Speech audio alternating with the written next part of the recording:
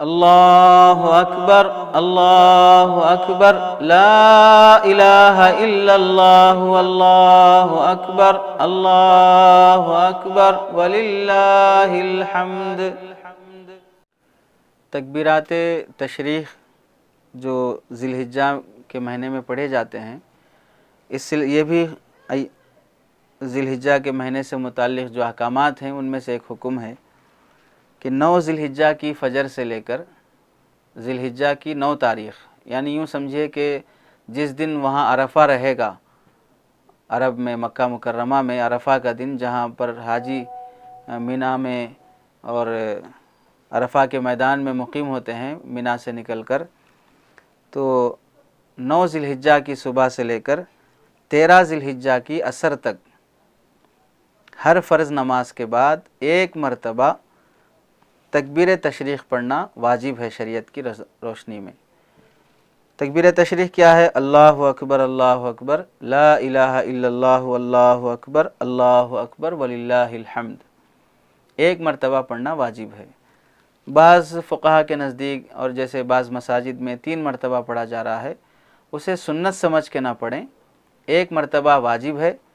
बाकी 2 मरतबा 3 मरतबा पढ़ना सुन्नत मुस्तहब इस तरह कुछ नहीं है, एक ही बार पढ़ने को फ़ुक़हा ने वाजिब लिखा है।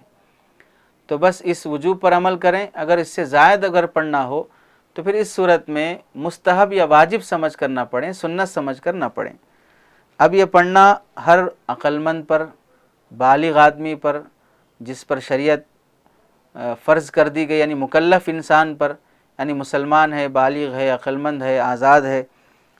अब इस ज़माने में तो ग़ुलामों का दौर नहीं है, तो हर मुसलमान पर यह फ़र्ज़ है, खा वो इमाम हो, मुक़्तदी हो, अलग अपनी मुनफरिद नमाज फ़र्ज़ नमाज पढ़ रहा हो या जमात के साथ पढ़ रहा हो, मुक़ीम हो, अपने गांव में शहर में है, या मुसाफिर हो, सफ़र में है, मर्द है, औरत है, शहर में रहता हो, देहात में रहता हो, हाजी है, हज को गया हो या हाजी नहीं है, सब पर ये तकबीर तशरीक़ पढ़ना वाजिब है।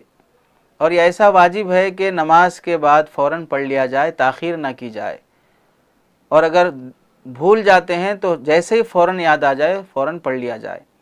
और चूँकि वाजिब है, अगर खुदा न खास्ता इमाम से भूल हो गई तो मुक़्तदी याद दिला दे, मुक़्तदियों से भूल हो गई तो इमाम याद दिला दे, या बाजू वाले से भूल हो गई तो दूसरा शख्स देखे तो उसे याद दिला दे, लेकिन बहर सूरत इस वाजिब पर अमल करने की कोशिश करे। अगर खुदा न खास्ता किसी की नमाज क़ज़ा हो जाती है, फ़र्ज़ नमाज, चूँकि ये तकबीर सिर्फ़ फ़र्ज़ नमाज के बाद पढ़ना वाजिब है, सुन्नतों और नफिलों के बाद पढ़ना वाजिब नहीं है।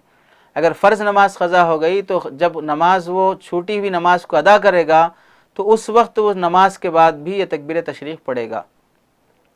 अगर वो क़ज़ा 3 दिन के बाद हो रही है, यानी क़ुरबानी का अय्याम गुज़र जाने के बाद अगर वो नमाज क़ज़ा कर रहा है, तो फिर इस सूरत में वो सिर्फ नमाज क़ज़ा करेगा, तकबीर तशरीक़ नहीं पढ़ेगा।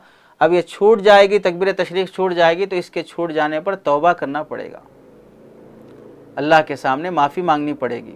तो इसलिए कोशिश करे कि हर शख्स याद दहानी के साथ 9 ज़िलहिज्जा से लेकर 13 ज़िलहिज्जा की असर तक तकबीर तशरीक़ पढ़ने का एहतमाम करे।